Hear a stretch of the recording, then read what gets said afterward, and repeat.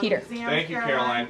When the president goes down to Florida on the weekends, does he ever hear from, there are so many retired folks down in Florida, does he ever hear from any retired Americans who are stressed about these wild swings in the stock market because of the tariff uncertainty, and they're sitting there on fixed income or living off a 401k, and they don't know how much money's going to be left?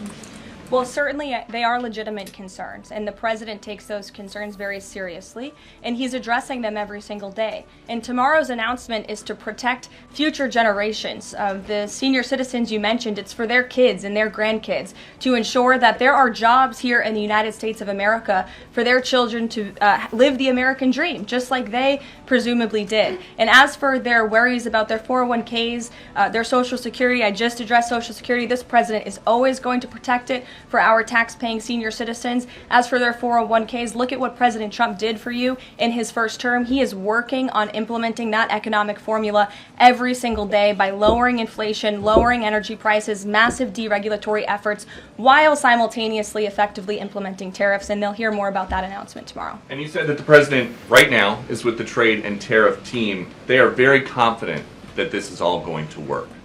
But Yes. What if they're wrong?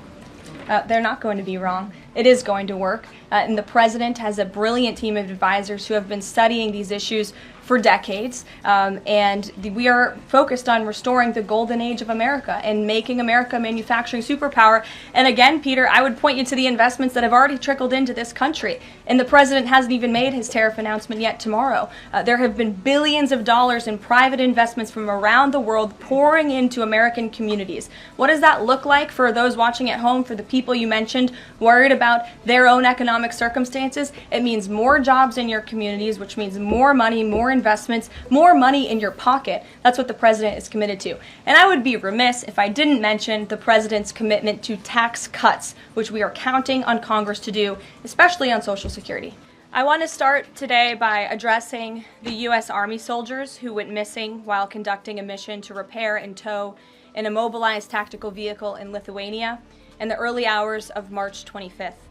Tragically, 3 soldiers were found deceased in Lithuania yesterday, and it pains me to confirm that today the 4th soldier was also found deceased. The President, the Secretary of Defense, and the entire White House are praying for the victims' friends and family during this unimaginable time. This is another stark reminder of the selfless sacrifice of our brave military men and women who risk their lives around the world every day to keep us safe. God bless them. On another note, at our southern border, there is more massive news. Southwest border crossings in March fell to the lowest level in American history, down 94% from March of last year under President Biden, when 137,000 illegal aliens poured across our wide-open southern border. Thanks to President Trump's leadership, Border Patrol agents are now back to doing the jobs they signed up for, securing the border, rather than serving as travel agents for illegal aliens. The Los Angeles Times captured the Trump effect on the border with a recent article. Their headline read, "California-Mexico border, once overwhelmed, is now nearly empty." With so few migrants coming into the U.S., they wrote, "Shelters that once served migrants have completely closed." Deportations of illegal aliens who threaten the safety of the American people are also continuing at a rapid pace. Over the weekend, the United States military transferred a group of 17 violent criminals from the Tren de Aragua and MS-13 terrorist organizations to El Salvador. And an illegal alien who was released by the Biden administration into our country was just arrested in Georgia and charged with the horrific killing of Camelia Williams, a mother of 5 and grandmother. The suspect has now been indicted on charges of malice murder, felony murder, aggravated assault, rape, aggravated sexual battery, and necrophilia, which, for those who don't know, necrophilia is a sexual obsession with a corpse. This suspect was ordered to be removed in July 2023, but the Biden administration allowed him to stay. This case represents the ruthless murderers, rapists, and pedophiles who Joe Biden and Democrats let into our country over the past 4 years through our southern border. They should have never been here in the first place. Keep this in mind the next time you see Democrats protesting future illegal alien removals from our country. President Trump is focused on fulfilling his greatest obligation, to keep the American people safe and to defend our country from violent invaders. Looking ahead to tomorrow, April 2nd, 2025, will go down as one of the most important days in modern American history. Our country has been one of the most open economies in the world, and we have the consumer base hands down, the best consumer base. But too many foreign countries have their markets closed to our exports. This is fundamentally unfair. The lack of reciprocity contributes to our large and persistent annual trade deficit that's gutted our industries and hollowed out key workforces. But those days of America, beginning tomorrow, being ripped off are over. American workers and businesses will be put first under President Trump, just as he promised on the campaign trail. The president's historic action tomorrow will improve American competitiveness in every area of industry, reduce our massive trade deficits, and ultimately protect our economic and national security. President Trump's economic vision is rooted in common sense. America will offer companies the lowest taxes, energy costs, regulations, if they make their products right here in the United States and hire American workers for the job. It's simple. If you make your product in America, you will pay no tariffs. We have already seen a number of the largest companies in the world respond to this economic approach. For example, Project Stargate, led by Japan-based SoftBank and US-based OpenAI, and Oracle, announced a $500 billion private investment in the United States-based artificial intelligence infrastructure. Apple announced a $500 billion investment in U.S. manufacturing and training. NVIDIA announced it will invest hundreds of billions of dollars over the next 4 years in U.S.-based manufacturing. And the Taiwan semiconductor manufacturing company TSMC announced a $100 billion investment in U.S.-based chips and manufacturing. These are just a few of the investment announcements that have already been made, and it is clear that President Trump's America First approach is already working. In our new media seat today is Mark Halperin, the co-founder and editor-in-chief of Two Way, a new live video platform that builds communities around interactive conversations with leaders and content creators from every subject area. Mark and his colleagues welcome all voices into discussions that are spirited but respectful. They have over 37.5 million video views, over 3.6 million watch time hours since the platform began just last year. This is new media in its truest sense, allowing the people to ask questions, make comments, and be an active part of engagement on the most important issues facing the country and our world. With that, Mark, please kick us off and welcome to the briefing room. Appreciate it. I'll ask you a question about tariffs and then one from one members of our community. Sure. About education. It's perceived by some that companies or countries, if they change their policies either before tomorrow or after tomorrow, can have the president alter what he's planning for that country or that sector. Is that a possibility? And if so, what factors the president consider in making those changes? Well, the ultimate change for these companies in these countries, Mark, will happen when they decide to do business in the United States of America. And as I just laid out, they will face no tariffs at all if these companies choose to invest here in the United States and to move their production and their manufacturing here to the United States as well.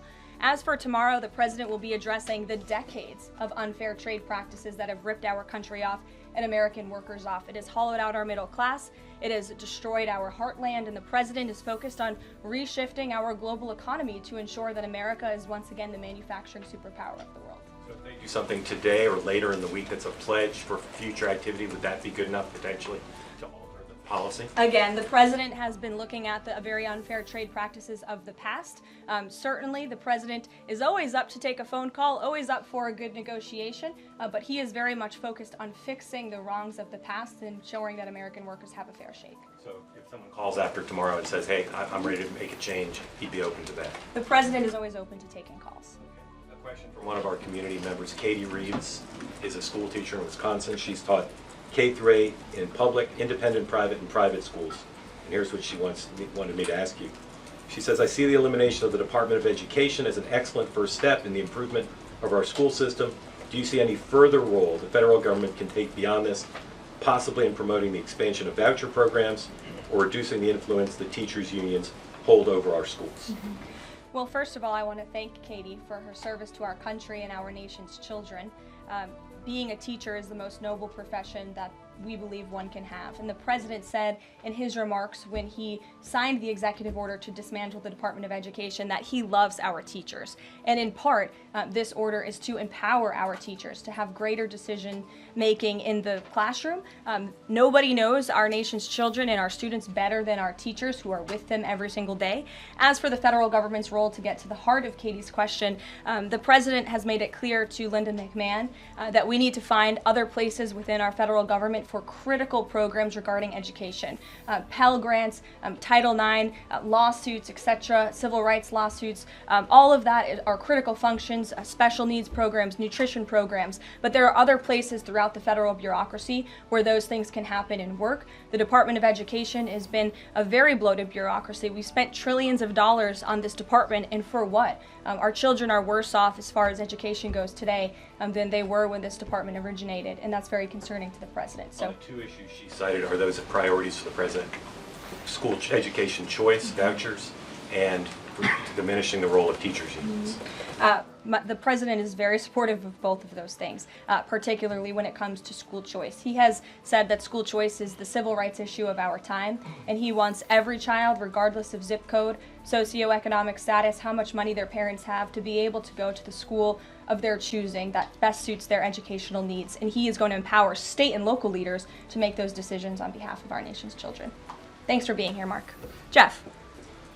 Just changing subjects for 1 second. The administration has expressed a complete confidence in how all the deportation flights to El Salvador were conducted. But now that the administration has conceded that there was an error of one Salvadoran national, will there be any reviews conducted? And does the President express any thoughts on the one error that was disclosed in court last night? Well, first of all, the error that you are referring to was a clerical error. It was an administrative error. The administration maintains the position that this individual who was deported to El Salvador and will not be returning to our country was a member of the brutal and vicious MS-13 gang. That is fact number one. Fact number two, we also have credible intelligence proving that this individual was involved in human trafficking.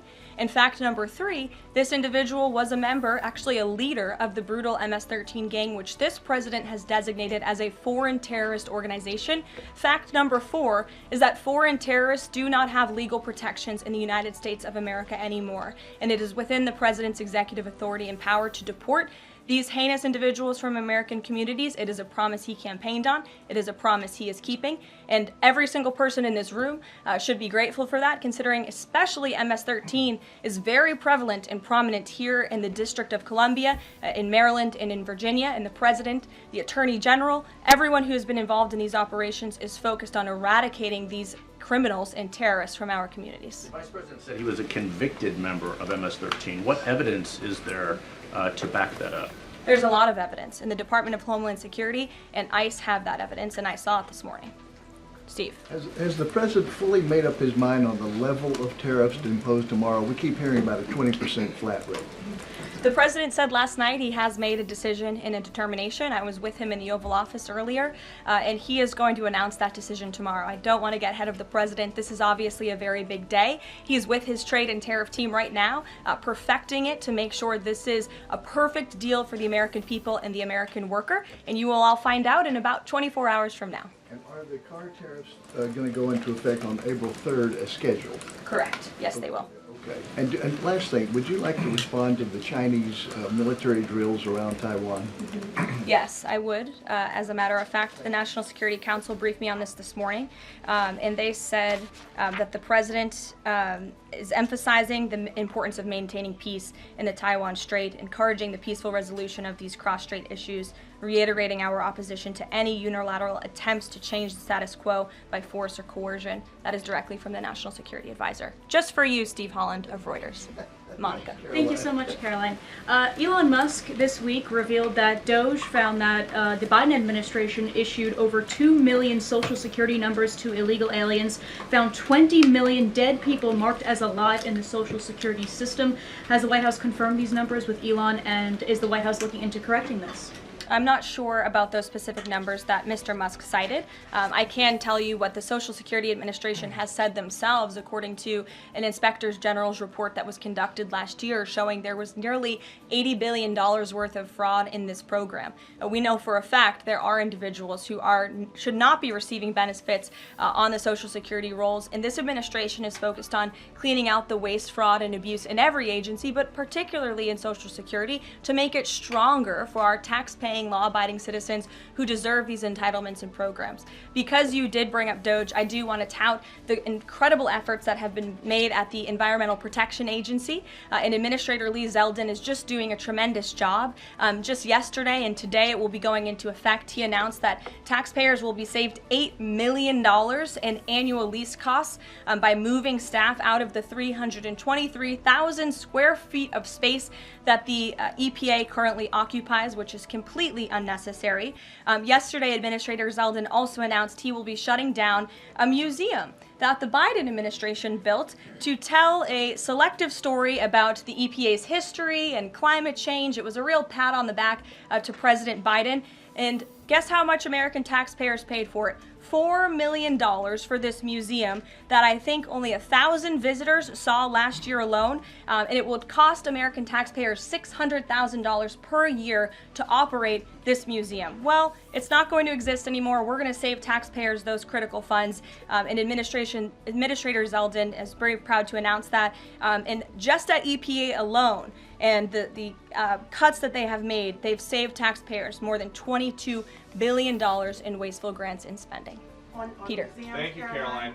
When the president goes down to Florida on the weekends, does he ever hear from, there are so many retired folks down in Florida, does he ever hear from any retired Americans who are stressed about these wild swings in the stock market because of the tariff uncertainty, and they're sitting there on fixed income or living off a 401k, and they don't know how much money's going to be left?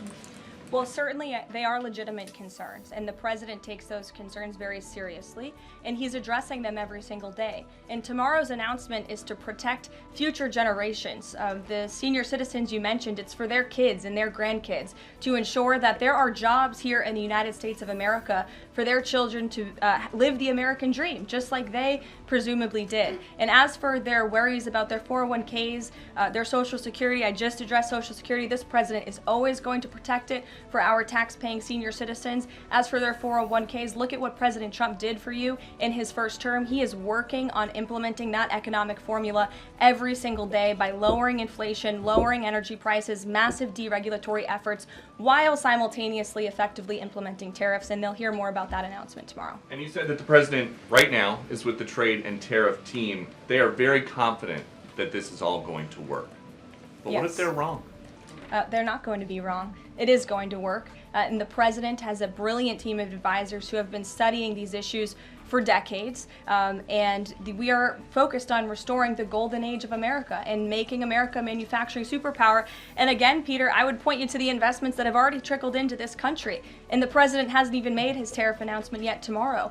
There have been billions of dollars in private investments from around the world pouring into American communities. What does that look like for those watching at home, for the people you mentioned worried about their own economic circumstances? It means more jobs in your communities, which means more money, more investments, more money in your pocket. That's what the president is committed to.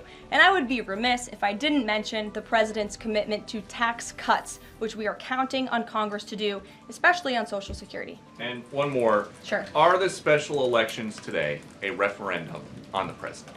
I think first of all, as you know, I'm a government employee now, so I'm not very much allowed to comment on elections that are taking place. That's something to get used to, having just been on the campaign trail for quite some time. But the president is the leader of the America First movement and the MAGA movement. And that was made very clear on November the 5th when he received nearly 80 million votes. I could also say that it is the constitutional right of every law-abiding American in these places where these elections are being held to vote, and every American should exercise their constitutional rights. Sure. Thanks, Karoline. A few questions about this deportation case. First, I wanted to clarify something that you said to Jeff a few minutes ago. You said you'd seen evidence that this man was a convicted gang member. In what court was he convicted, and for what? This individual was an MS-13 ringleader. This individual was also engaged in human trafficking.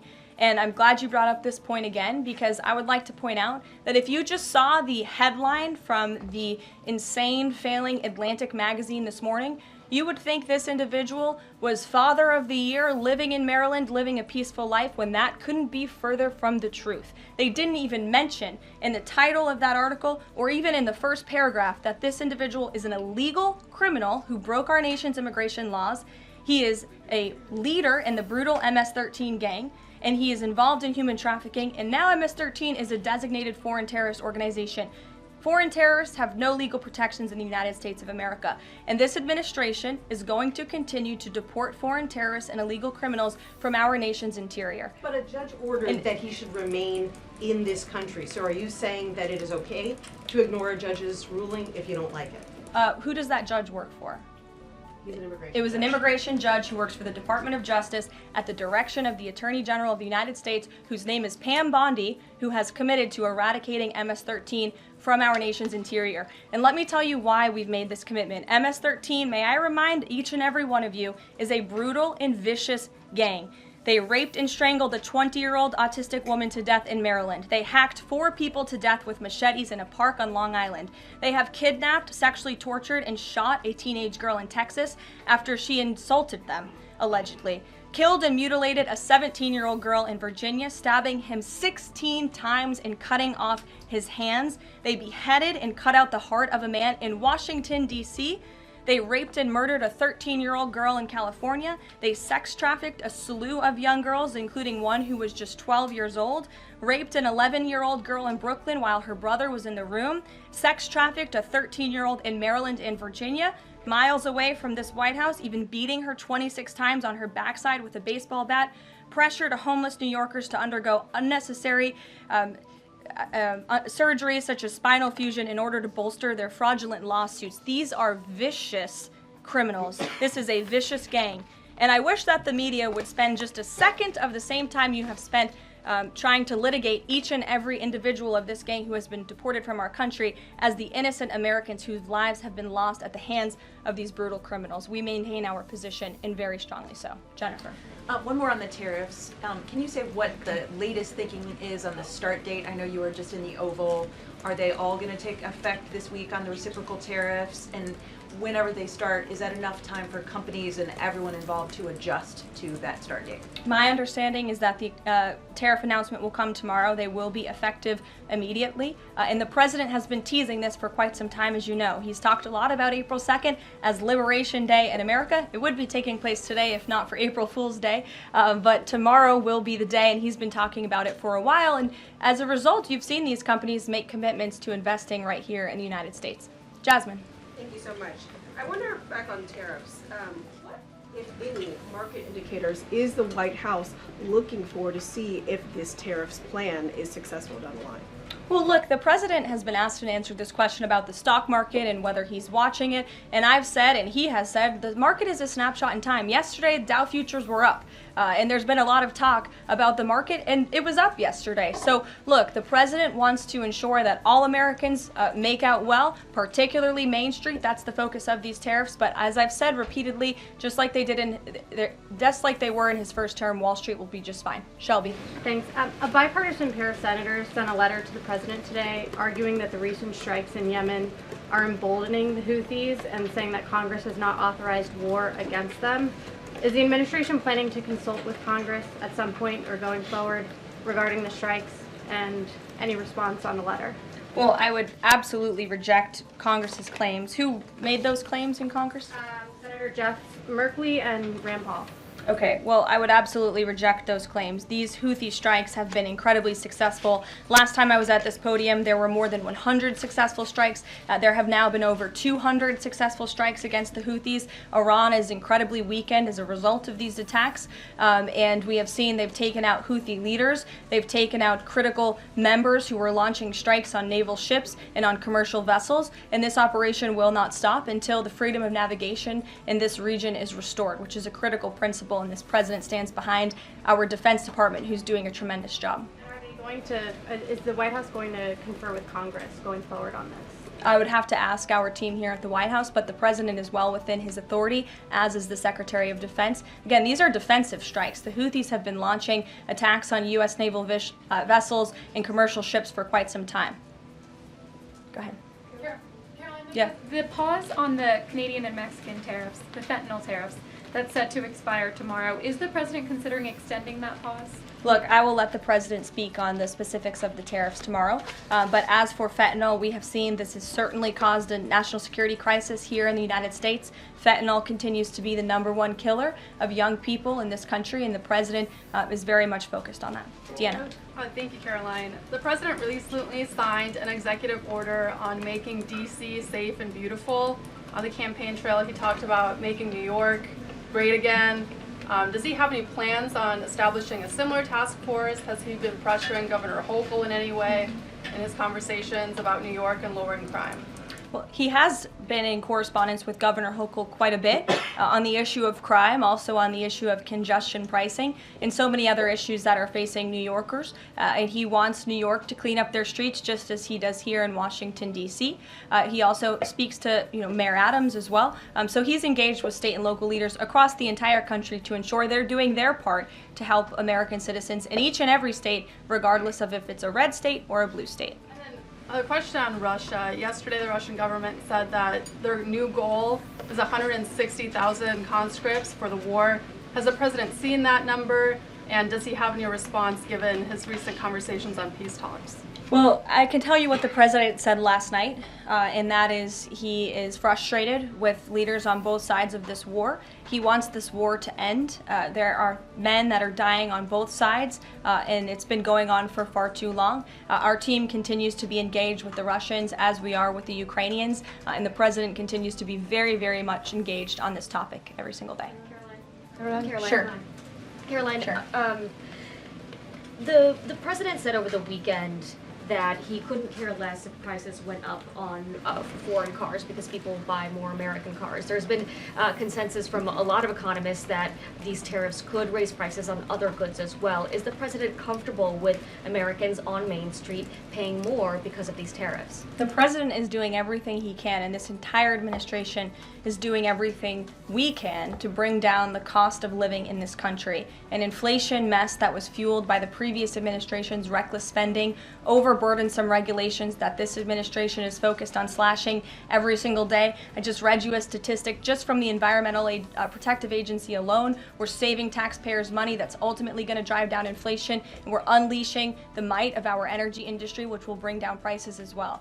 To the heart of your question, because this is very important to the American people, you should trust what this president did for you in his first term. He effectively utilized tariffs while driving down inflation. It was a record low 1.4% when he left office, and he's focused on getting back to that. It's unfortunate the previous administration left us in this mess. Sure. Representative Anna Paulina Luna left the Freedom Caucus over their lack of support for her bill that would allow new parents to proxy vote around 12 weeks around the birth of their baby. Does the president support that bill? I'm not sure. I haven't actually talked to the president about that bill, but I certainly can and can get a take on if he supports it or not. Thank you. And one more. The D.C. Circuit ruled last week that the president can fire holdover Biden appointees of independent agencies. Will this ruling empower President Trump to dismiss more federal employees? Well, the president has given the responsibility to his cabinet secretaries to hire and fire at their respective agencies, and they reserve that right. You saw the Secretary of Health and Human Services announced more layoffs today. This is all part of the administration's effort for a mass reduction in force in the federal bureaucracy here in Washington, D.C. to save American taxpayers money. As for agencies within the president's executive authority, the president retains that right. And we've seen there have been bureaucrats at some of these agencies that have been trying to act independent. They need to remember who they work for. It's the executive of the executive branch. You look at the United States Institute of Peace, for example. There was a little bit of a standoff with bureaucrats over there who didn't want to realize who they work for, and that is Donald Trump. And President Trump is focused on streamlining these agencies to save American taxpayers money, and he has every right to do that. Caroline. Sure. Go ahead. Thanks, Caroline. Yeah. In Gaza, the bodies of 15 rescuers have been found in their sort of ambulances where they were apparently killed by Israeli forces.